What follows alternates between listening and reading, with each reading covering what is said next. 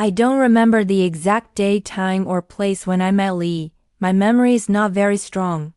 But I believe I met her in an old city near the Rhine River in Germany. It was a quiet city with tall buildings, narrow streets, and soft winds. Everything there felt calm and peaceful, almost like a dream. That is where my life changed forever. Lee was different from anyone I had ever met. She said she came from an old noble family, but she never told me her last name. I don't know why. Maybe she wanted to keep it a secret. Maybe I didn't ask enough. I cannot remember. But what I do remember is her presence, how she made the world around me feel softer, slower, and more beautiful. She was tall and very slim. Later, she became even thinner. When she walked into a room, I didn't hear her footsteps. She moved so quietly, so gently, that I often didn't know she was near until she spoke. Sometimes, I only felt her cold white hands softly touch my shoulder. Her movements were calm and graceful, like a dancer. Lee's face was beautiful, but not in a normal way. It was a different kind of beauty. Her skin was white like snow, smooth and pale. Her hair was thick and black like the sky at midnight. Her nose was long and perfect. Her lips were red and soft. When she smiled, her white teeth looked like pearls. But her eyes were the most special. They were very large, larger than most people's eyes.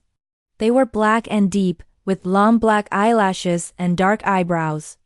Sometimes, when she was excited or surprised, her eyes looked like the eyes of a deer, wide, alert, and full of life. Her eyes were beautiful, but also strange. I looked at them many times, trying to understand what I saw. There was something inside them that I could not explain. Many nights, I sat awake thinking about her eyes. What was the feeling behind them? Was it sadness? Was it fear? I didn't think so. I believed it was something else. It was strength.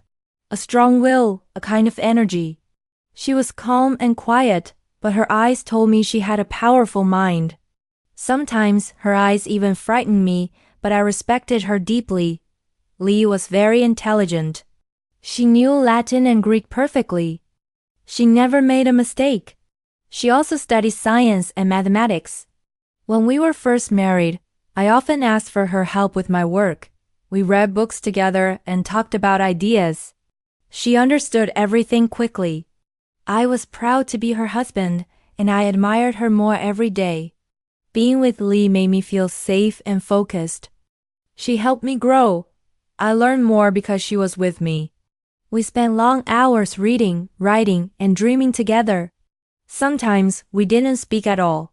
We sat quietly, both reading our own books, but I felt close to her even in silence.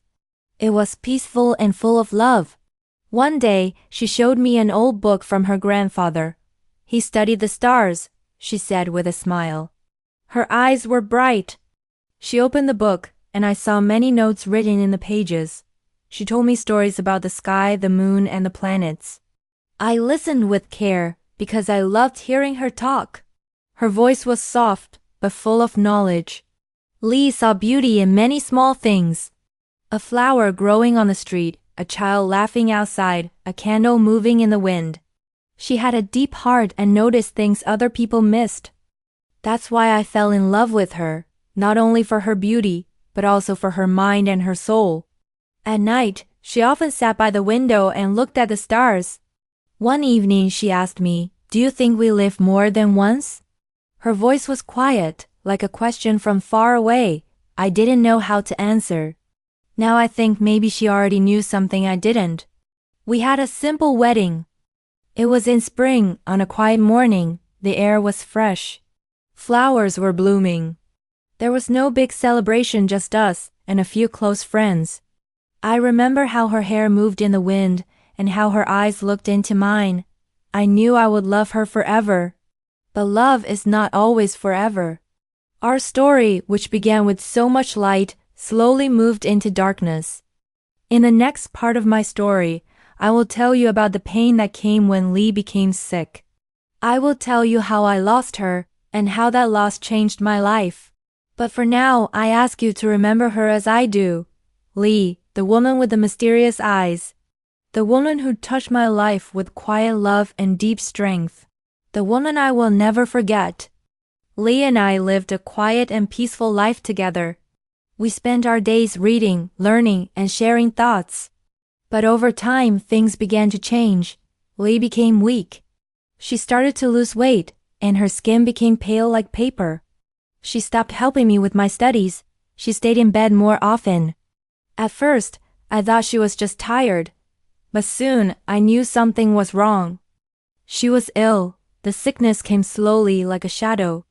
Each day, she looked more tired, more thin, more quiet. But she never complained. She never showed fear. She still smiled at me. She still tried to be strong. But I could see that her body was getting weaker. Inside her eyes, I saw the same strong light, the same powerful will to live. Even when her body was breaking, her spirit was still fitting. She wanted to stay with me. She wanted to live. One night, she held my hand and looked at me for a long time. Her voice was soft. She said, "I love you. I will always be with you." I felt a deep pain in my chest. I knew she was saying goodbye.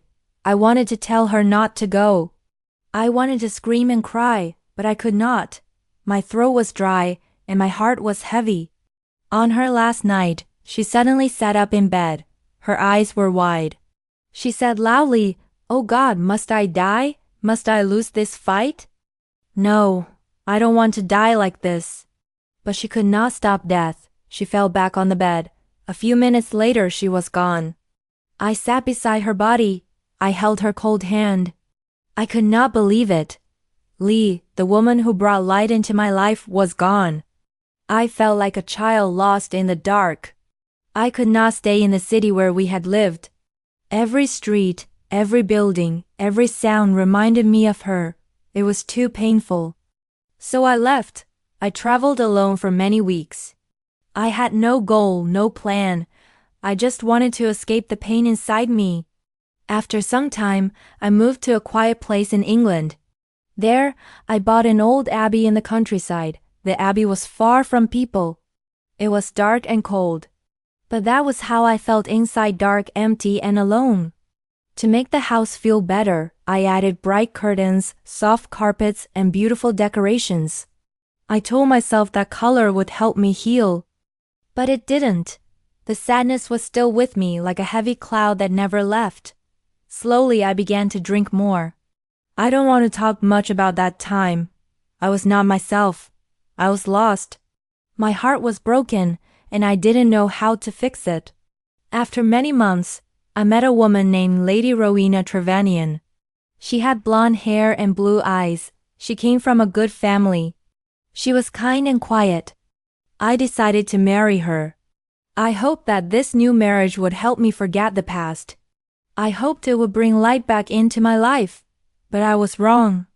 Rowena was not like Lee. She was afraid of me. I was often silent and sad. I think she felt that my heart was not truly with her. She stayed away from me most of the time. I didn't blame her. I understood. I still thought about Lee every day. We lived in a tall tower room in the abbey.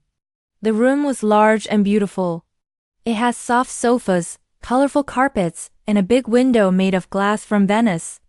There were golden lights and long tapestries on the walls that moved when the wind blew. It looked like a dream, but I was still living in a nightmare. I did not love Rowena the way I loved Lee, and she did not love me the way Lee did. Our marriage was quiet, cold, and full of distance. I tried to be kind, but my heart was far away. It still lived with the memory of Lee. Sometimes I dreamed about her. In my sleep, I called her name. I believed that maybe, just maybe, if my love was strong enough, it could bring her back. I knew it sounded crazy, but when your heart is broken, you start to believe in strange things. At the beginning of our second month of marriage, Rowena became sick. It started with small things. She couldn't sleep well, and she said she heard noises in the tower. I thought it was just stress or maybe the wind. I told her she was imagining things. But soon, her sickness became worse. The doctors came, but they could not explain it. Rowena said she still heard strange sounds. She said she felt something in the room. She looked scared, her face was white, her hands were cold. She began to fade, day by day. I stayed near her bed, trying to comfort her, but deep in my heart I felt something strange. It was not just sickness. It was something else, something darker, something I could not name. This was the beginning of something I could not stop. I did not know it yet, but the past was coming back. And the woman I had loved, the woman I had lost, was not finished with me. Rowena's sickness grew worse every day. She became more afraid. She said the room felt strange. She told me that she heard whispers. She said she saw something move in the dark corners of the tower. I listened, but I did not see or hear anything. I thought it was the fever. I said softly, "It is only the wind. You're imagining things." But her face turned white with fear. One night near the end of September, Rowena woke up suddenly. I was sitting beside her bed. She looked at me with wide eyes and whispered, "There is something here. It's not just the wind." Her hands were shaking. I tried to calm her. I stood up and walked across the room to bring her a glass of wine. As I passed under the golden chandelier, I felt something. A cold wind moved past me. I stopped. Then I looked down at the carpet. I saw something strange, a faint shadow. It wasn't clear. It was like the shadow of something invisible. I froze. I wanted to believe it was only in my mind. I picked up the wine and walked back to her. But just as Rowena lifted the glass to her lips, I thought I saw something fall into it, 3 or 4 drops of red liquid. It looked like blood. But it was fast. Too fast. I blinked. I wasn't sure what I had seen. Rowena didn't notice. She drank the wine. I said nothing. I told myself it was just my imagination. After that night, Rowena's health became much worse. On the 3rd night she died. Her servants prepared her body for the tomb. They cleaned her and covered her with a white sheet. That night, I stayed in the tower room alone with her body. The wind moved the curtains. The golden lights flickered. I felt a heavy silence in the room. My heart was full of sadness, and my thoughts returned to Lee. I missed her more than ever. It was midnight when I heard a small sound. It was soft, like a breath. I opened my eyes and looked at the bed. I didn't see anything at first, but then I looked closer. I thought I saw color return to Rowena's face. My heart stopped. Was she alive? I moved closer, watching her lips. They trembled. They opened a little, showing her white teeth.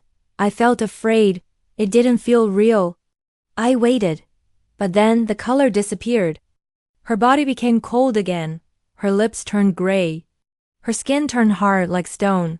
I sat on the sofa, shaking. I wanted to believe it was a dream. But an hour later, I heard the sound again. A sigh, a breath. This time I saw her cheeks turn pink. Her body felt warm. Her heart began to beat softly. I was sure Rowena was alive. I touched her face. I spoke to her. But again, her color faded. Her heart stopped. Her body became still. This happened again. A 3rd time. Each time, I tried to help her. Each time, I hoped. But each time, she changed.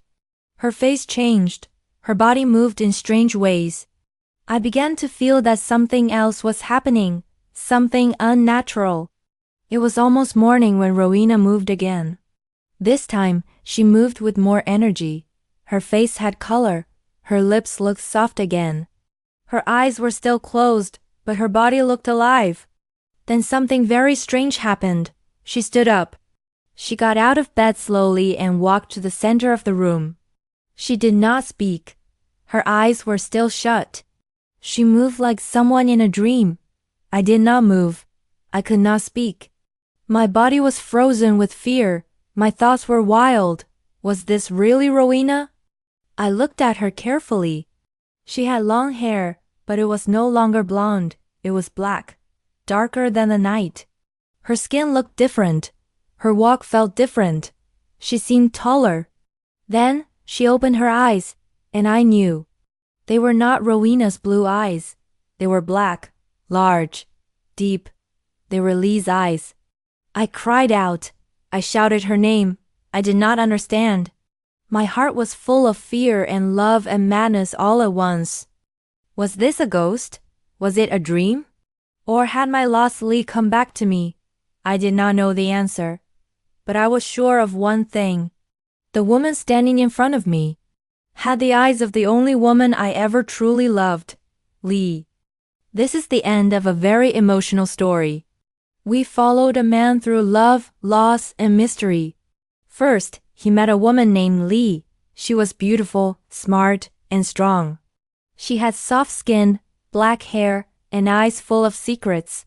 They shared a deep love. They worked, studied, and lived together. Lee gave him peace, joy, and inspiration. But one day, she became sick. Slowly, she lost her health. She tried to fight, but death came. Her last words were full of love and sadness. The man felt broken. His heart was empty. He left his old life behind and moved to a lonely place in the countryside. He tried to start again. He married another woman, Rowena. She was very different from Lee. She had blonde hair and blue eyes. But he could not forget Lee. Her memory stayed in his heart. Then, strange things began to happen. Rowena became sick. She said she heard voices and saw shadows. One night, she died. But something was not normal. Her body came back to life 3 times. In the final moment, she stood up and opened her eyes. They were not blue, they were black. Big, deep, mysterious, just like Lee's. The man screamed. He did not know if it was a dream or a ghost, but in his heart he believed Lee had returned. This story is not only about love. It is about memory, pain, and the power of the heart. When we love deeply, that love never disappears. Even after death, love can live on in dreams, in feelings, in memories. The man could not let go. And maybe, in a strange and magical way, Lee came back because his love for her was so strong. The lesson from this story is simple. Love is powerful. It stays with us. Even when someone leaves this world, their love and our memories can still live in our hearts. In life, we must learn to love deeply, and also, to let go when it is time. Pain will come. But healing can begin with time, with kindness, and with hope. Congratulations for listening and understanding this full story in English. You have just improved your English listening and reading skills in a powerful way. Now, here is a small question for you. Let's see what you remember. What color were Lee's eyes? A. Blue. B. Black. Please write your answer in the comments, A or B. If you enjoyed this story and want more beautiful, easy English stories like this one, please subscribe to the channel. It helps us continue creating more free content for English learners like you. Also, if you feel this story helped you, consider donating to support the channel. We are still new, and creating high-quality English learning stories takes time and effort. Your support helps us grow and reach more people who want to learn English through stories. Thank you for being here with us. See you in the next story.